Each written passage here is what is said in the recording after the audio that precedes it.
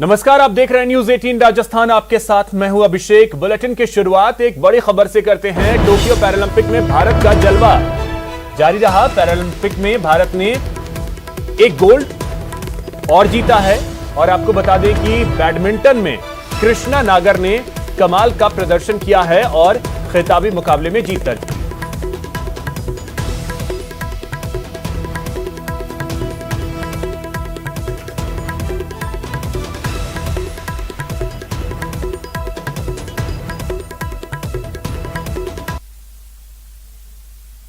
से बातचीत के लिए हैं। कृष्णा, मैं आपसे ये जानना चाहूंगा कि सबसे पहले तो आपका पूरा सफर जो है टोक्यो का वो अविजित रहा, और आज के इस मुकाबले को लेकर के किस तरह की प्रिपरेशन थी? क्या उसके अनुसार पूरा मुकाबला गया आपका? सर, अभी तक की जो भी जर्नी थी बहुत अच्छी थी। और पैरालंपिक से मैंने जो भी अभी टूर्नामेंट्स खेले, फाइनल से पहले जो भी टूर्नामेंट्स खेले थे, सब अच्छे मैचेस थे मेरे लिए। सबसे एक्सपीरियंस मिला, सबसे कुछ ना कुछ सीखने को मिला। और फाइनल में मेरा बस एक यही था कि मुझे कैसे भी करके फाइनल जीतना है। अच्छा, और जब आज मुकाबला शुरू हो रहा था आपका, और उस वक्त हम देख रहे थे कि पहला सेट आपने बहुत अच्छा निकाला, 16-21 का था, लेकिन जो दूसरा सेट था वो कहीं न कहीं आप मिस कर गए। उस वक्त क्या कहीं कमी हुई, कहीं चूक रही? हाँ, सेकंड सेट में ये था कि जिस साइड से मैं सेकंड सेट खेल रहा था उस साइड पे ड्रिफ्ट बहुत ज्यादा था। मतलब शटल फास्ट ज्यादा जा रही थी, तो मेरे उससे शटल कंट्रोल नहीं कर पाया मैं बीच में थोड़ा बहुत, तो शटल बाहर चली गई। तो बहुत सारे कुछ पॉइंट मेरे हाथ से चले गए थे उस वक्त। सो फिर उसके बाद जैसे ही मेरा कोड चेंज हुआ, मैंने गेम चेंज करा मेरा और थोड़ा अटैकिंग खेलने लगा। और जिस साइड से मैंने पहला सेट जीता था वो साइड मेरे लिए बेस्ट था, तो मैंने उस साइड पे जब मैं दोबारा गया तो मैंने वहां से गेम खींच लिया, वहां से गेम जीता मैंने। जैसे ही तीसरा सेट पूरा हुआ और आपको जो विनिंग आपका मैच रहा, उसके बाद में पहली दिल में क्या आया? किस तरह से आपने ये खुद को महसूस किया कि जो आपका सपना था वो पूरा हुआ है? जब मैंने गोल्ड मेडल जीता, सच में कि मैं बता नहीं सकता उस मोमेंट को। जब मैंने गोल्ड मेडल जीता, जब मैंने लास्ट पॉइंट लिया था मेरे अपोनेंट से, मैं बता नहीं सकता, जैसे कि मैं मेरे कोच के ऊपर ही कूद गया था गले लगने के लिए। बिल्कुल, वो मोमेंट इस टाइम मतलब खुशी का माहौल था वो हम सबके लिए, पूरे इंडिया के लिए उस वक्त पे। अच्छा, इस तरह का पूरा ओवरऑल सफर को आप देख रहे हैं, जो शुरुआत जो हुई उससे लेकर प्री क्वार्टर से लेकर के और पूरा फाइनल तक पहुंचने का जो आपका सफर था, ओवरऑल कैसा था ये टोक्यो का इस बार? किस तरह का अनुभव आपका? सर, फाइनल तक पहुंचने का सफर अच्छा था। और आज टीचर्स डे भी है, तो टीचर्स डे पे गोल्ड मेडल लगाए, तो इससे अच्छा और क्या हो सकता है। अपने कोच को विश करेंगे, आज टीचर्स डे है।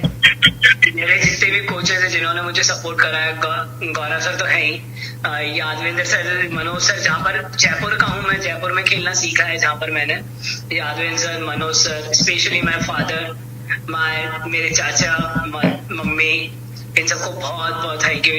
मतलब अंकल, आंटी, मम्मी, पापा, इन सबको बहुत बहुत थैंक यू। कृष्णा, परिवार का बहुत बड़ा रोल रहता है, और एक खास तौर पर आप सामान्य खिलाड़ी नहीं, आप विशेष खिलाड़ी हैं।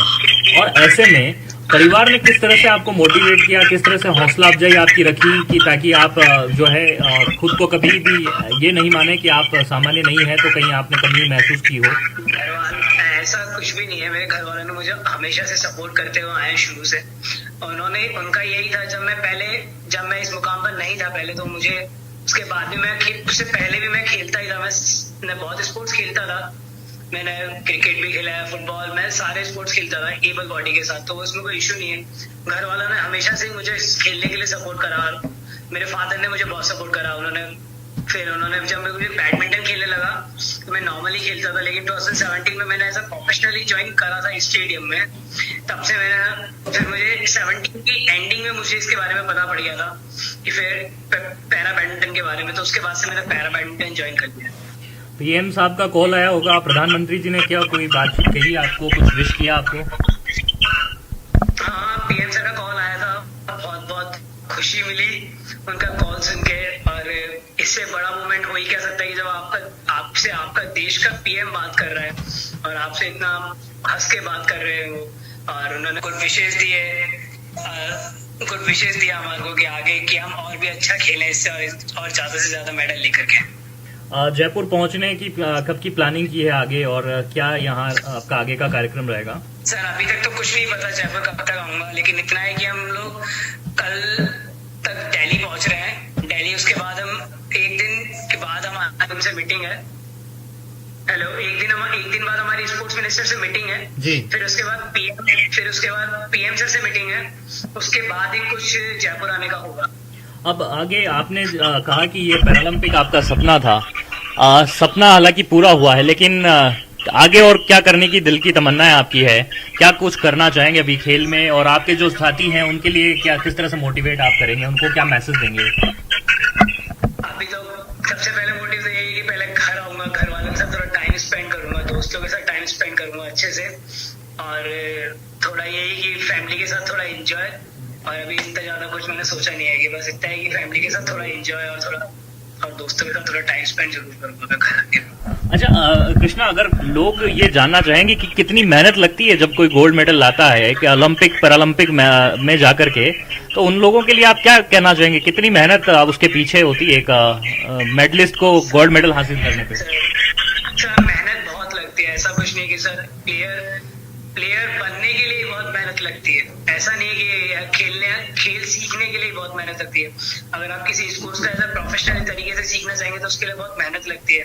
और नॉर्मली भी अगर आप सीखना चाहते, ऐसा नहीं है कि ऐसा तो है नहीं कि कोई डायरेक्ट आता है और खेलने लग जाता है, अपना बेस्ट देने लग जाता है, उसके लिए बहुत मेहनत लगती है। ये नहीं कि 4 दिन की मेहनत है, साल भर प्लेयर अपना टाइम गुजार देता है, 3-3, 4-4 साल एक मेडल के लिए। ये तो आसान नहीं है। तो जयपुर से आपकी जब शुरुआत रही थी, आपने कभी सोचा कि इस मुकाम तक आप पहुंच जाएंगे? सर जयपुर से जब स्टार्ट हुई थी इतना नहीं सोचा था, लेकिन हाँ 2018 का मैंने जब मेरा 2018 नेशनल्स के बाद, मेरा नेशनल जीतने के बाद जो मेरा इंटरनेशनल का जर्नी स्टार्ट हुआ है, उसके बाद से मेरा कंफर्म था। और फिर 2019 में हमें पता पड़ा कि पैरालंपिक में पैरा बैडमिंटन ऐड हो रहा है, और उसके लिए 2019 में जितने भी टूर्नामेंट होंगे वो सब क्वालिफिकेशन राउंड्स होंगे। तो हमारा यही था कि 2019 में हमें सारे टूर्नामेंट्स खेलने हैं और मेडल लेकर के आना है, और पैरालंपिक में सिलेक्ट होना है और इंडिया के लिए गोल्ड मेडल लेकर के आना है हमें ज्यादा से ज्यादा। जी। और क्या कहना चाहेंगे, किस तरह से आप, जो सभी देशवासियों ने आपको आज जो विश किया है गोल्ड मेडल जीतने के बाद में, किस तरह से आप उनको क्या मैसेज देना चाहेंगे? सभी को धन्यवाद कहना चाहूंगा जिन्होंने मुझे इतना सपोर्ट करा, मेरा गेम को देखा और इतना सपोर्ट करा पैरा बैडमिंटन को, पैरालंपिक को। इसके लिए बहुत बहुत धन्यवाद। हमसे बात करने के लिए भी बहुत बहुत धन्यवाद। हम बात कर रहे थे यहाँ पर कृष्णा नागर, जो जयपुर के खिलाड़ी है। तो हमारे सहयोगी महेश दाधीच बात कर रहे थे स्वर्ण पदक विजेता कृष्णा नागर से। उन्होंने आज ही स्वर्ण पदक जीता है बैडमिंटन में, और उसके बाद न्यूज 18 राजस्थान एक्सक्लूसिव बातचीत उन्होंने की, और इस दौरान बहुत सारी बातें उन्होंने साझा की।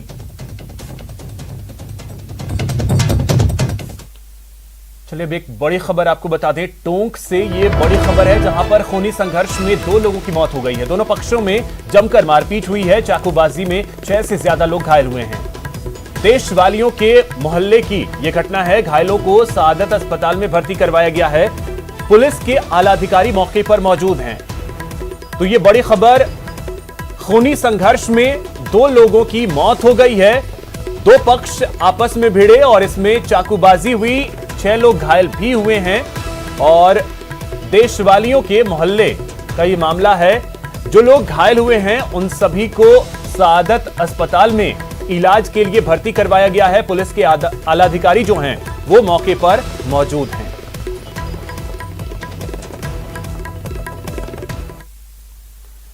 एक और बड़ी खबर आपको बता दें, जयपुर से है। द्रव्यवती नदी में एक डेड बॉडी मिली है। 4 दिनों से रेस्क्यू चल रहा था। सिविल डिफेंस और एसडीआरएफ रेस्क्यू कर रही थी।